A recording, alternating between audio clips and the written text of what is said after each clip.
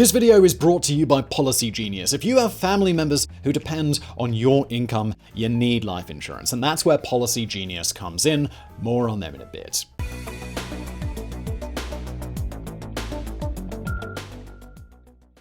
September the 5th, 1921. It was Labor Day, and Roscoe Arbuckle was hosting a party in a suite of the San Francis Hotel in San Francisco. He had every reason to be happy. Fatty Arbuckle, as he was known, had been one of the most successful movie stars of the 1910s, and given that he had just signed another big, lucrative contract with Paramount Studios, all signs pointed to the 1920s being just as profitable for the portly performer. But then, one party changed everything. One woman mysteriously fell ill and died. Another one laid the blame on the actor, and just like that, Arbuckle found himself charged with causing her death. For the tabloids, this was journalistic dynamite, as they squeezed every little juicy detail onto their front pages with little regard for the truth. Meanwhile, Hollywood was concerned with its own survival and completely distanced itself from the once popular actor. That left Fatty Arbuckle fending for himself, as he became the target of the biggest scandal in America.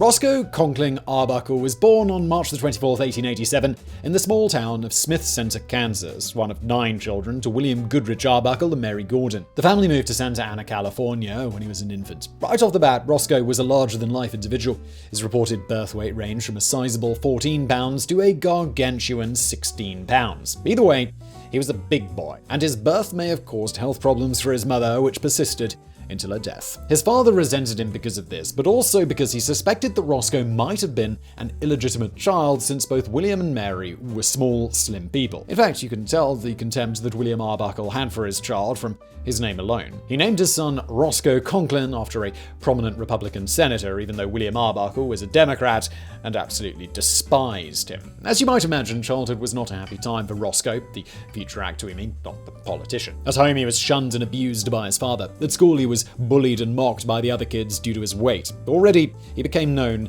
as Fatty, a nickname that followed him for the rest of his life. Roscoe became a shy introvert who often turned to food for comfort, which of course trapped him in a vicious cycle. The taunts and jeers of his schoolmates led to overeating, which made Roscoe even bigger and led to more mockery. Fortunately for him, the young boy soon discovered his calling: the stage. Whenever he found himself in front of the spotlight, that shy, self-conscious boy turned into a dedicated performer. Arbuckle made his theatre debut when he was only 8 years old, and from then on, he knew that showbiz was the life for him. It didn't matter if it involved singing, dancing, clowning, or acrobatics. Roscoe was surprisingly good at all of them. Roscoe's mother died in 1898 when he was 12 years old, and his father wanted to have nothing more to do with him. Out on the streets, the teenager traveled to San Jose, where he found a job working in a hotel. Thanks to his habit of singing while working, a professional singer overheard Roscoe one day and suggested that he try out an amateur night at a local theatre. This was back when stage managers used giant hooks to pull bad acts off the stage, the kinds that you and I have only seen in old Looney Tunes cartoons. Arbuckle greatly feared the humiliation of getting the hook, but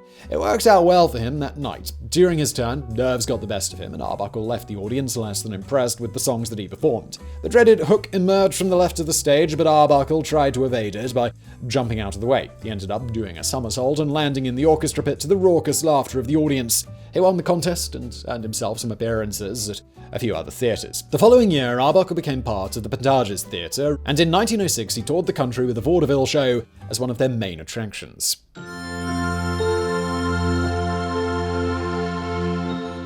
In 1908, Arbuckle met and married his first wife, a singer named Minta DeFee. By that point, he had earned some renown in the theatre world, so a move to the silver screen was only a matter of time. Fatty Arbuckle made his movie debut in 1909, appearing in a short titled Ben's Kid. In the following years, he made a few shorts with the same studio, the Selig Polyscope company, before he moved to Keystone Studios, where his career kicked off in earnest. The man who founded Keystone Studios, Mack Sennett, was known as the king of comedy, and he built his reputation around a series of popular shorts featuring the side-splitting and incompetent antics of the Keystone Cops. These movies proved to be the perfect vehicle for Arbuckle to display his talent at slapstick humor, and he starred in dozens of these shorts, oftentimes alongside silent-era actress Mabel Normand, who also gained fame due to her comedic chops. In one of their first projects together, 1913's A Noise from the Deep, the duo might have made movie history when Arbuckle became the first person to get pied in the face on camera, courtesy of Normand. By 1914, Fatty Arbuckle was comedy royalty, and he even started directing some of his shorts. He also gave some up-and-coming actors their big breaks, including his own nephew, Al St. John, and the future comedy legend Buster Keaton. His personal life wasn't doing so hot, though. His relationship with his wife had become strained due to Arbuckle's heavy drinking, a habit he had picked up during his days touring with the vaudeville shows. In 1916, he had a serious health scare when he developed an infection on his leg that could have required amputation. Ultimately, Arbuckle's leg was saved, but the actor went on a crash course to lose some weight as fast as possible, which caused a brief morphine addiction. The setbacks in his personal life did nothing to dim Arbuckle's ever-growing stardom, however. In 1917, he founded his own film company named Comique to have some more creative control over his shorts. However, just a year later, he relinquished control to Buster Keaton when Paramount Studios made him an offer that he couldn't refuse, an unparalleled 3-year contract of $1 million per year. Okay, we'll get back to today's video in just a minute, but first, here's a word from today's sponsor, Policy Genius. Look, nobody likes to think about life insurance, but the reality is that it's an important layer of protection for many families, especially for single-income households. Fortunately, there's Policy Genius, and their award-winning policy options ranked #1 by Forbes. Whether you've been putting off your purchases or you just never really thought about it, Policy Genius is the team that you want to check in with. This is a third-party marketplace that works for you, not for the insurance companies, so you can trust that their licensed experts are going to give you solid, unbiased advice. Life insurance premiums might seem like a financial drain, but you could save $1,300 or more per year by using Policy Genius to compare life insurance policies. If you're interested, head to policygenius.com to get started. In just a few minutes, you can work out how much coverage you need and compare personalized quotes to find your best price. When you're ready to apply, the Policy Genius team will handle all of the paperwork and scheduling for free. You could save 50% or more on life insurance by comparing quotes with Policy Genius, and getting covered now locks in your rate. Over the course of a 10 or 20-year policy, those savings really add up, and best of all, eligible applicants can get covered in as little as a week. So, head to policygenius.com to get started. You'll be glad you did, because when it comes to insurance, it's nice to get it right. And now, back to today's video.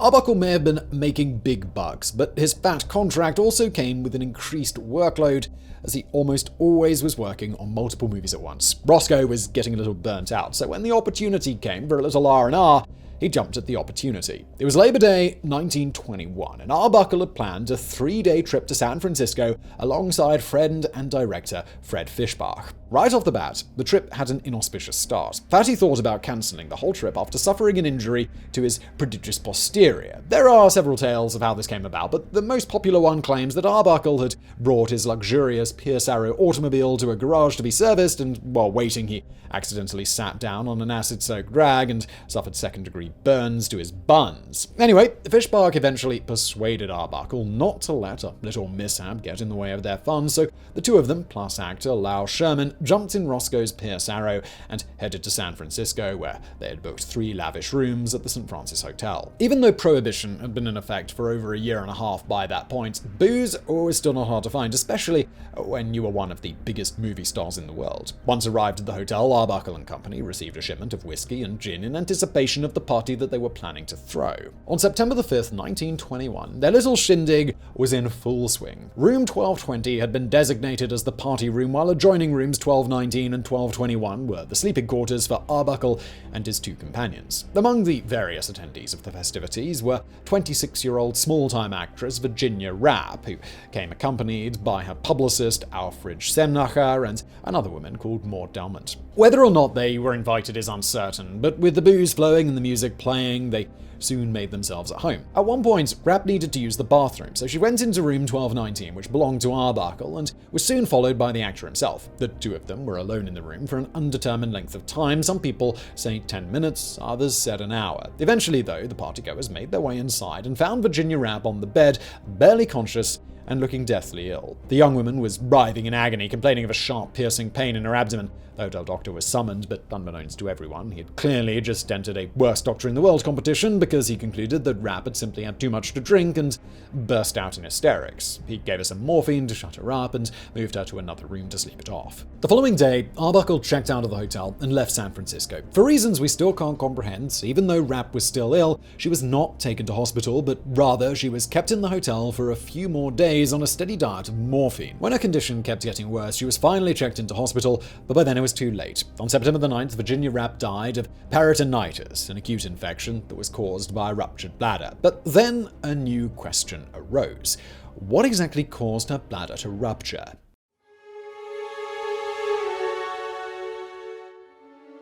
Right off the bat, Arbuckle was suspected to have been involved in the young actress's death. Mainly, this was due to Rappe's companion, Maud Normand, who kept telling everyone who would listen that the rotund actor had sexually assaulted Rappe and then caused her bladder to rupture under the weight of his enormous girth. Later, we'll go over the fact that Maud Normand had numerous charges of fraud, extortion, and blackmail on her record, and that she was almost allergic to the truth, but for now, it seems that her statement was enough to convince the authorities. Just 2 days after Rappe's death, San Francisco police arrested Roscoe Arbuckle. The story was as followed. At around 3 p.m. on the day of the party, Arbuckle had agreed to drive a friend of his into town. He went into his room to get changed and found Virginia Rappe on the floor of his bathroom. He picked her up and placed her on the bed and brought her a glass of water. Since Arbuckle thought that the young woman was simply drunk, he went about his business, but Rappe soon rolled out of bed onto the floor and began moaning and writhing. The actor put her to bed again and brought her a bucket of ice. Her cries of anguish attracted other partygoers into the room, who saw Arbuckle holding an ice cube on her stomach and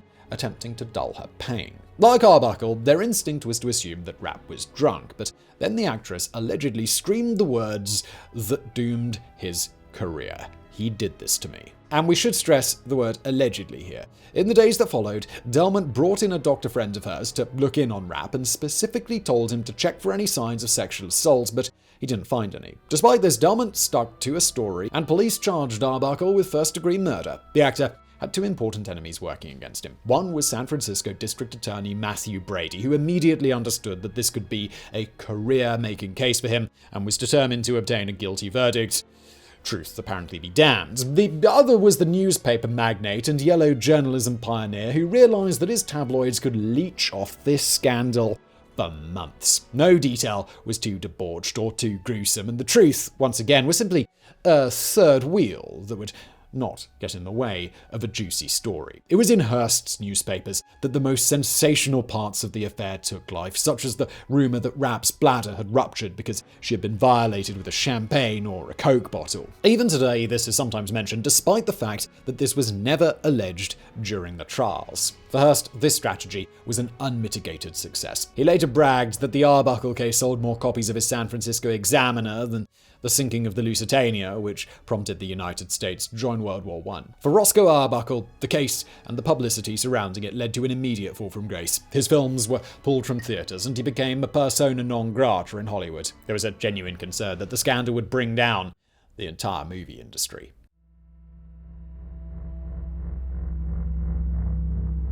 During the indictment hearing, District Attorney Matthew Brady realized that the case against Arbuckle might not be as rock-solid as he hoped, but he certainly had no intention of backing down now, given how much publicity the case had already garnered before the trial even started. His star witness was Maud Normand, but you didn't need to be Columbo to realize that her story was as phony as a $3 bill. For starters, it changed every time she said it. Then, during the hearing, she testified that Arbuckle had dragged Rappe into the room, even though it had already been established that he walked in after her. She kept insisting that the actor sexually assaulted the victim, even though this had been proven false by the medical examination. At last, but certainly not least, some letters of hers revealed that she was plotting to extort Arbuckle for money. Unsurprisingly, Normand was never called to testify during the actual trials. The whole thing should have ended right then and there. But the judge concluded that Arbuckle could still be tried for first-degree murder based on testimonies from a few other women who attended the party, who claimed that they heard Rappe say, "He did this to me,"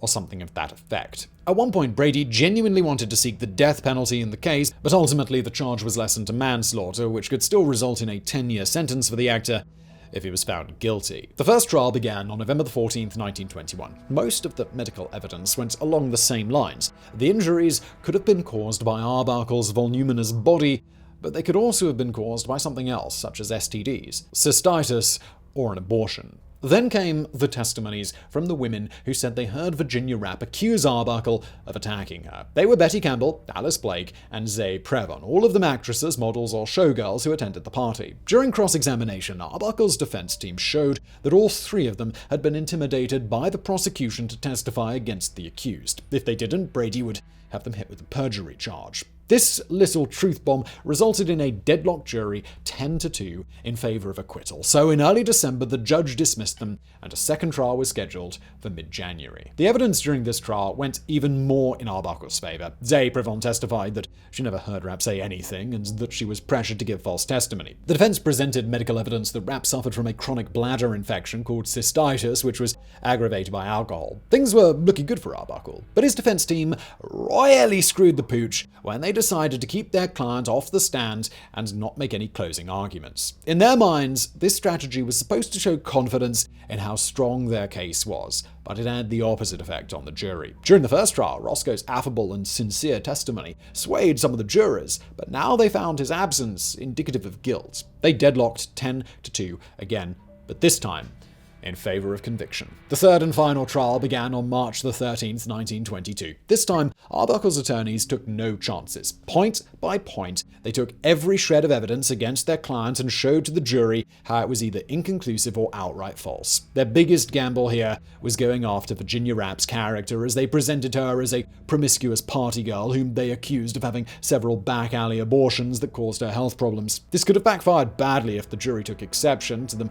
bad-mouthing a dead woman, but it didn't. On April 12th, the third jury went into deliberation for just 5 minutes before returning with a verdict: not guilty. That was not all, though, as they'd prepared a statement which said, "Acquittal is not enough for Roscoe Arbuckle. We feel that a great injustice has been done to him. There was not the slightest proof adduced to connect him in any way with the commission of a crime. He was manly throughout the case and told a straightforward story which we all believe. We wish him success and hope that the American people will take the judgment of 14 men and women that Roscoe Arbuckle is entirely innocent and free from all blame."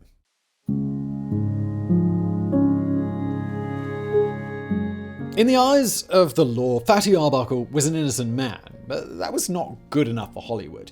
His case was one of several scandals that hit the movie industry in the early 1920s, and studio execs were worried that all the lurid publicity would remove the shine from its biggest stars, who were usually seen by the general public as larger-than-life figures above the problems and temptations of us puny mortals. Therefore, Hollywood would need to police itself, and thus the Motion Pictures Producers and Distributors of America was born, today known simply as the Motion Picture Association, or MPA. The head honcho was Will Hays, a former politician and postmaster general. A decade later, he would become notorious for adopting the Motion Picture Production Code, aka the Hays Code, which acted as the de facto rulebook on what American movies were and were not allowed to show, all the way up until the mid-1960s. But in the early 1920s, his main concern was to rehabilitate Hollywood's image by getting rid of some of its most undesirable and immoral figures. Fatty Arbuckle was at the top of the list. Even though he had just been found innocent, just his association with such a big scandal was enough to get him blacklisted from the movie industry. Officially, Hays lifted the ban 8 months later, but unofficially, everybody in Hollywood knew that they couldn't touch the actor with a 10-foot pole. Arbuckle's personal life suffered as well. The trials had left him heavily in debt. He became bitter and depressed and turned into an even bigger drinker. His first wife stood by him during the scandal, believing in his innocence, but she finally divorced him in 1925, and although Roscoe remarried that same year to actress Doris Deane, his second marriage lasted only 4 years, but his biggest problem was finding a way to make a living. Eventually, Arbuckle found some acceptance in Hollywood behind the camera, directing a few shorts each year under the alias William Goodrich, but these all saw limited releases and mainly featured unknown up-and-coming actors, so none of them were big box office hits. It wasn't until 1932, a whole decade after the scandal, that Fatty Arbuckle was welcomed back to Hollywood's bosom when Warner Brothers hired him to star under his own name in several comedy shorts. That same year, Arbuckle married his third wife, Addie McPhail. On June 29, 1933, with the shorts finished, Warner's offered him a contract for a feature film. It was everything that Arbuckle wanted, so he eagerly signed his name on the dotted line. As it happens, it was also his wedding anniversary, so that night he and Addie and some friends went out and painted the town red. Things were looking up once more for Fatty Arbuckle, but abruptly, the end came. Just like the end of this video. The 46-year-old actor suffered a heart attack in bed that night, and the king of comedy died in his sleep. So I hope you enjoyed today's video. If you enjoyed this one about a Hollywood star, why not check out our video on Hedy Lamarr, who was a Hollywood star, but also kind of invented Wi-Fi. There's a link on the screen right now, so check that out, and thanks for watching.